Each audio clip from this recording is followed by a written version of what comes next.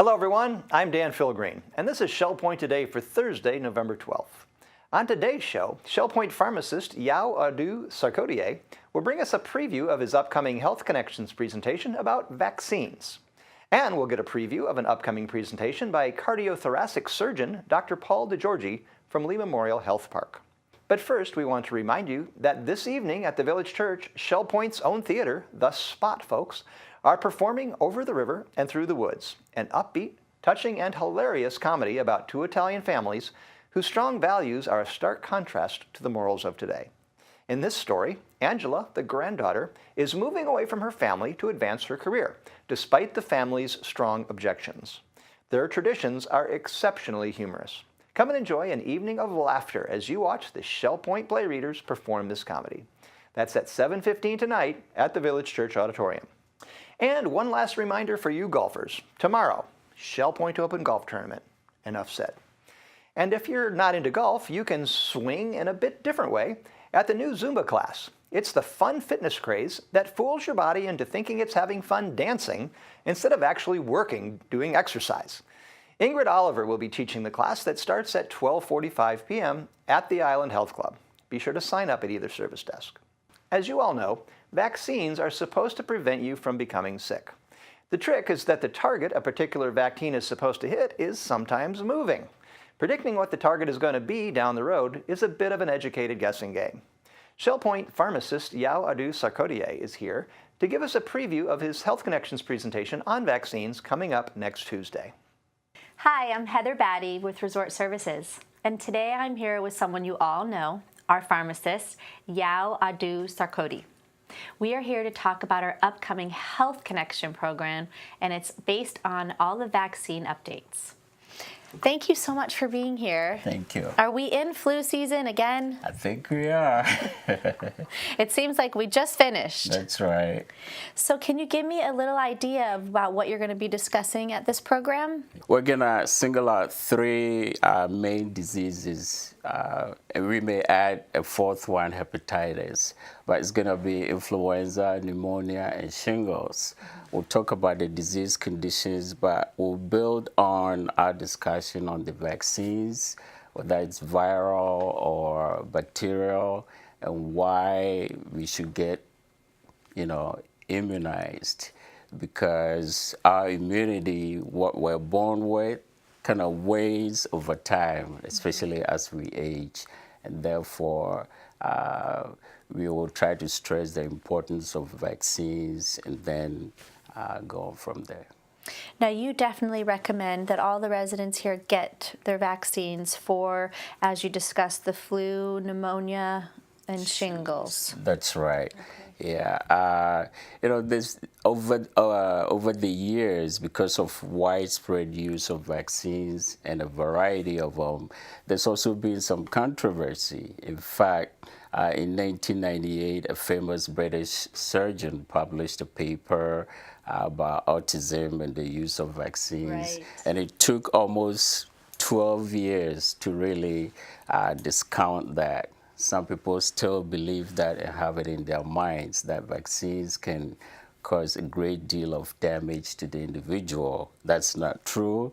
And that has caused some issues in the medical community trying to get parents to immunize their children, and of course the parents themselves to get immunized against all these infectious diseases.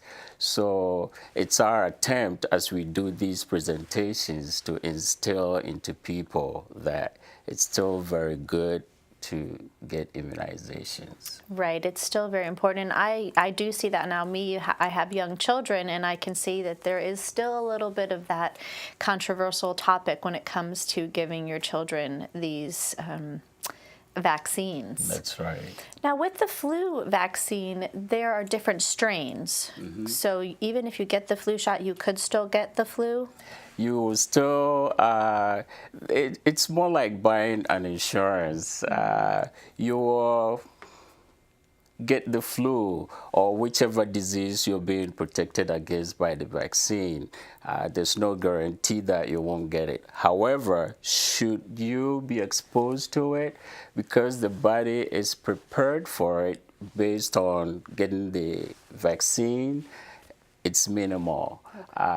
It may not hit you as hard, or the period of time of sickness may be shortened just because the body has that memory, has the antibody, in you to fight against the disease. Sure, that makes sense. Now, what about with the shingles shot, though? If you were to get vaccinated against the shingles, is there still then a chance that you could get the shingles? That's not very likely. Right. But the theory is that as we were children, if you got chickenpox, for instance, the virus stays embedded in our nerve cells. And in fact, that's the reason you get the neuropathic pain, sort of piercing pain, because it's in the nerves as we age and get shingles. So even if you didn't get chickenpox, the theory is that your immunity goes down as we age. There's a possibility something would happen. So for now, the World Health Organization and the CDC recommend that at the age 60 and over, people should get the shingles vaccine. And even between 50 and 59, it's okay to get it if you so wish. Right. Well, it's definitely very interesting and informative stuff for us to learn about. If you're interested in going to this vaccine update, as Yao stated, it's going to be the flu, pneumonia, shingles, and possibly hepatitis. This Health Connection program is on November 17th at 1:15 in the Social Center. You can call either service desk to sign up. Thank you, and stay happy and healthy. Another Health Connections program is happening the day after Yao's presentation. Dr. Paul DiGiorgi will be here on Wednesday the 18th to present recent medical breakthroughs in his field of cardiothoracic surgery. We caught up with Dr. DiGiorgi to get a preview. Hi, I'm Heather Batty with Resort Services. Today I have a very special guest. I have Dr. Paul DiGiorgi, cardiothoracic surgeon for Lee Memorial Health Systems. Dr. DiGiorgi, thank you for joining me today. Thank you. And first, I have to ask, what is a cardiothoracic surgeon? Cardiothoracic is the surgery of the chest and the organs therein. So cardio would be the heart, thoracic would be everything else in the chest, like the lungs, esophagus, chest wall, like the ribs and the sternum, and any other tumors that could arise within the chest cavity. Gotcha. Very interesting topic. How long have you been in this field? Well, I moved to Florida in practice in 2007, and my training from before that was 10 years. And you're going to be at Shell Point doing one of our new breakthrough medical breakthroughs and discovery series. Can you tell me a little bit about that? Well, what we're going to be talking about primarily is atrial fibrillation. And atrial fibrillation is a very common disease that occurs in the United States. Millions of people have it. And it gets more common as you age. And it's a very lethal disease process that causes heart failure, stroke, and poor quality of life. So I understand there are many new procedures. Exactly. So in the last year, we've come together with the cardiologists and other physicians, along with the hospital, and formulated a multidisciplinary team that addresses AFib on a county-wide basis, where we can address the treatments of this and the screenings for it for the whole population, and then be able to institute the new therapies that we've come up with in the last year, primarily standalone AFib ablation, both done in the cath lab by the EP cardiologist, and the Maze procedure, which is a form of ablation that is done in the operating room.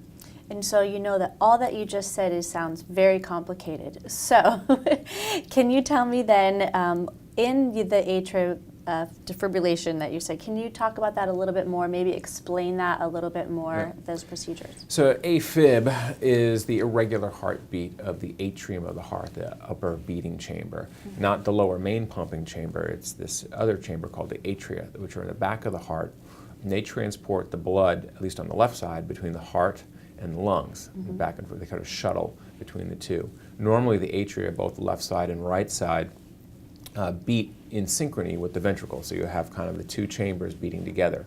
The atria help fill the lower main pumping chamber, or the ventricle of the heart. In AFib, you lose the function of that atria. It just fibrillates, it just quivers and doesn't do anything. And there are many reasons why that happens.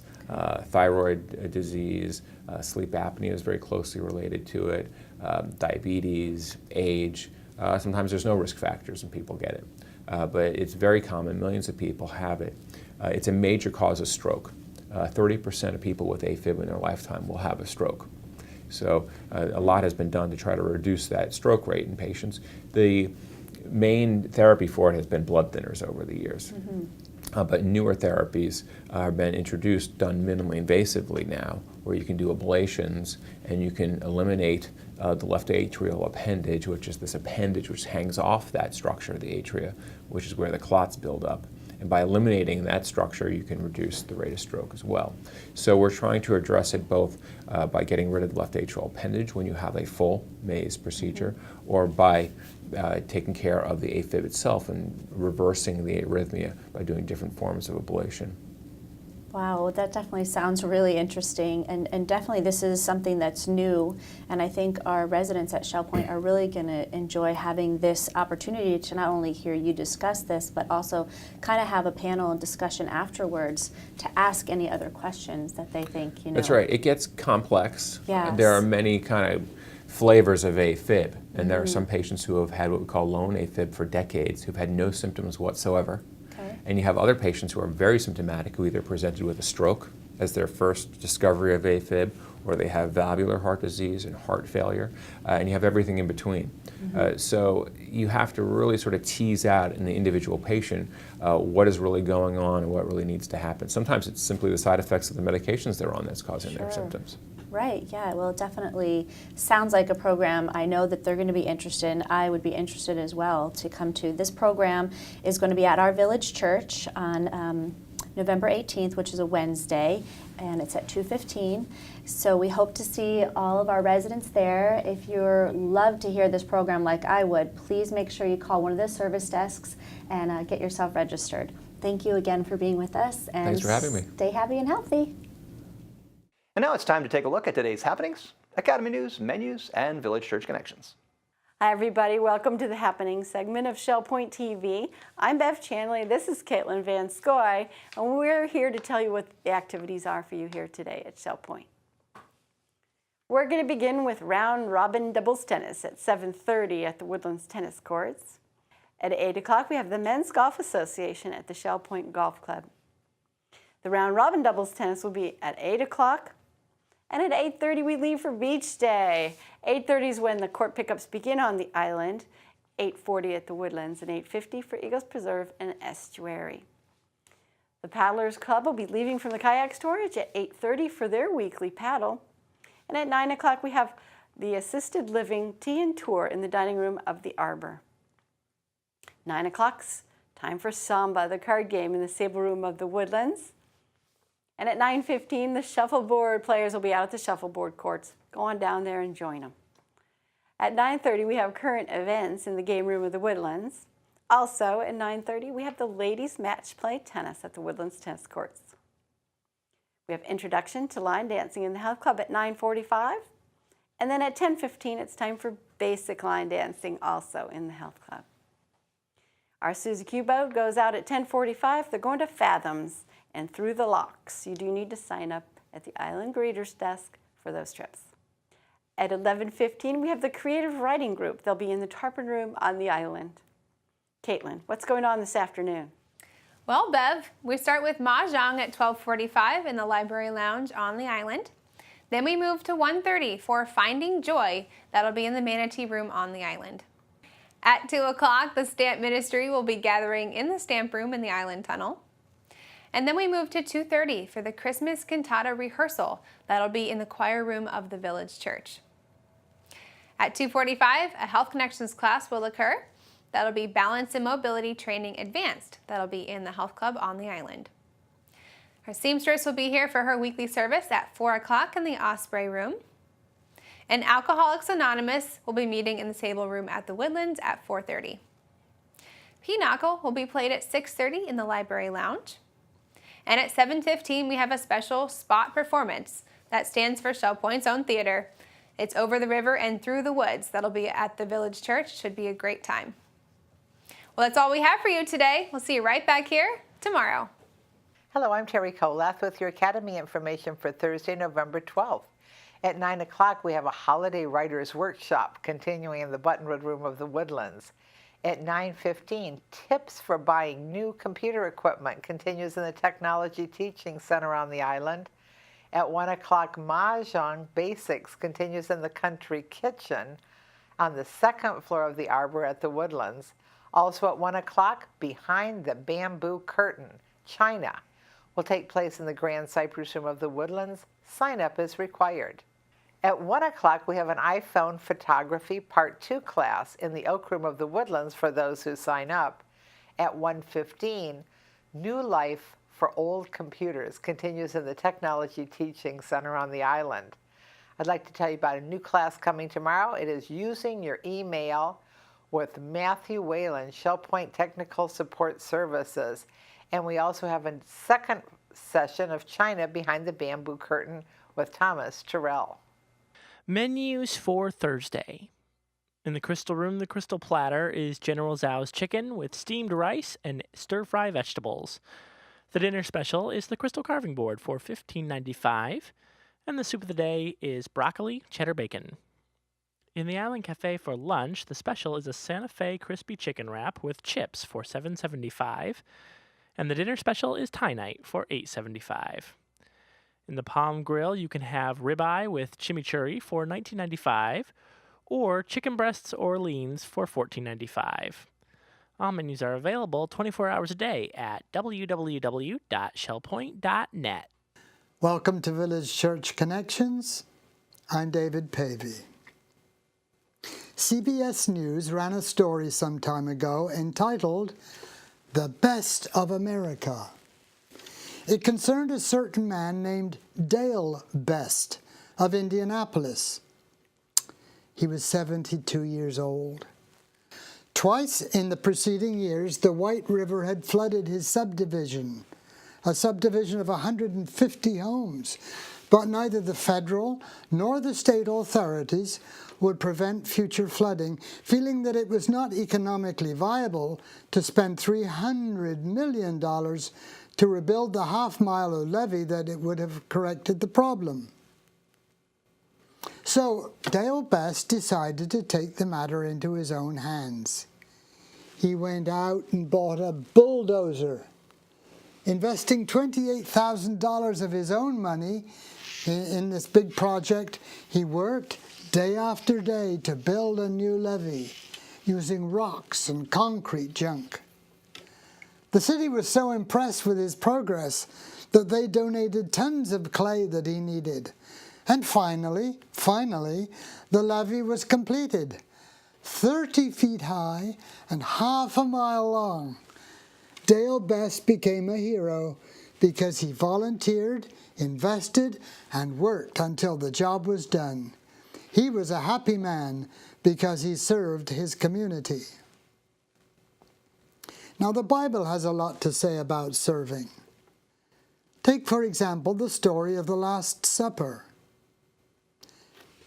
Jesus got up from the meal, took off his outer clothing, wrapped a towel around his waist, and after that he poured water into a basin and began to wash his disciples' feet, drying them with the towel that was wrapped around him. When he had washed their feet, he said to them, "If I then, your Lord and teacher, have washed your feet, you also ought to wash one another's feet. For I have given you an example, that you also should do just as I have done. Truly, truly, I say to you, a servant is not greater than his master, nor is a messenger greater than the one who sent him. If you know these things, happy are you if you do them." That's John chapter 13. So we are happy when we serve others. That's why I think Dale Best was a happy man. He served others. Other scriptures came to mind about serving. Speaking about himself, Jesus said, "For even the Son of Man came not to be served, but to serve others, and to give his life as a ransom for many." He also said, "Truly I tell you, whatever you did for one of the least of these brothers and sisters of mine, you did it for me." And elsewhere in the Bible we read, "Whatever your hand finds to do, do it with all your might." Serving. For several years, my wife and I ministered to Albanian immigrants in England. Perhaps the most famous ethnic Albanian of our era was Mother Teresa, of whom they were justly proud. A couple of things Mother Teresa said about serving have stuck with me. She explained her service to the poor people of Calcutta like this. "First, we meditate on Jesus, and then we go out and look for him in disguise. Sometimes a most distressing disguise." She also said, "I don't do big things. I do little things with big love." As you serve others, look for Jesus in disguise. Serve with big love. Wait a minute, you may say. I came here to relax and enjoy the leisure. I'm here for lifestyle with life care. But surely having a servant mentality is part of a worthy lifestyle. In 1959, I began my studies at the University of California in Berkeley. Now and again, I would have occasion to head northeast out of the San Francisco Bay Area on Interstate 680, which involved crossing the Benicia Bridge over the Sacramento River at Suisun Bay. There on my right rested the rusting hulls of 324 gray military ships in mothballs, perfectly lined up, side by side, in rows of 12, moored a few yards offshore. The ships belonged to the National Defense Reserve Fleet, which consists of vessels that could be activated relatively quickly to provide shipping for the USA during national emergencies. They were never needed.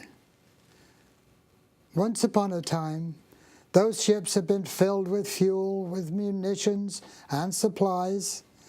They were on active duty. Now they were empty hulks, with their decks stripped of their guns and armor. Their engines were silent, their crews scattered. They were floating tombs. Today, I understand, only 12 ships remain in Suisun Bay. The others have been taken away and stripped for scrap metal.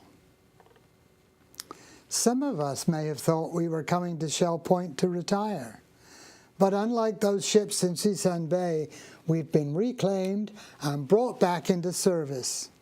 John Wesley said, "Leisure and I have taken leave of one another. I propose to be busy as long as I live, if my health is so long indulged it to me. Lord, let me never live to be useless." So as for you and as for me, as long as our health permits, let's keep up the good work of serving others, showing initiative and sacrifice and perseverance like Dale Best with his bulldozer, looking for the face of Jesus in disguise, doing little things with great love. In contrast to those mothballed ships, let's see ourselves as reclaimed and brought back into service. As Jesus said, "If you know these things, happy are you if you do them." And thank you for tuning in to Village Church Connections. And that's going to wrap things up for the Thursday edition of Shell Point Today. Be sure to join us again tomorrow when Professor Adrian Kerr will be here to preview his Academy presentation called Majestic Clockwork. And we'll recap the top stories from this week. Until then, this has been Shell Point Today for Thursday, November 12th. I'm Dan Philgreen, and on behalf of everyone here at SBTV, we hope you have a great rest of your day, and we'll see you back here tomorrow.